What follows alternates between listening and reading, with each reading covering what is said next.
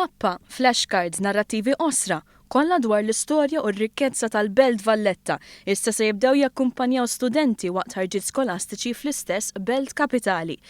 Dawn huma parti mis-sensiela Discover Valletta li qed jesperjenzaw diversi studenti tal-ewwel sena sekondarja f'ħidma konġunta tal-Fondazzjoni Valletta 2018 u Bank of Valletta, proġett li jinsab fit-tieni edizzjoni tiegħu.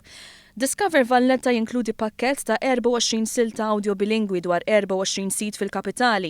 Dan flimkien ma' flashcard informattiva dwar kull post.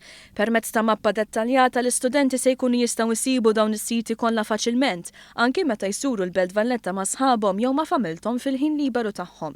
Jason Mikallef, chairperson tal-Fondazzjoni, spjega s-suċċess ta' dan il-proġett li qed iwassal din l-informazzjoni utli b'mod interattiv dwar dawn is-siti li se jgħinu biex żjarat skolastiċi kollhom doża kulturali wkoll. Dan se jwassalna biex eventwalment sena wara l-oħra dawn l-istudenti kollha jgawdu minnu imma mhux biss għaliex dan il-kit iżommuh u allura dak huwa allegat jaħduh magħhom id-dar u jistgħu jgħadduh ukoll rabathom. Dan huwa kit informattiv ħafna u dan huwa wieħed mill-isbaħ proġetti li aħna qegħdin nagħmlu fil-komunità b'mod speċjali mal-iskejjel u l-istudenti tagħna.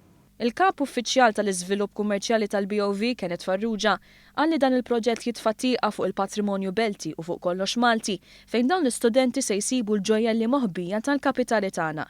Proġett li juża t-teknoloġija b'mod utli u interattiv għal benefiċċju tal-istudenti.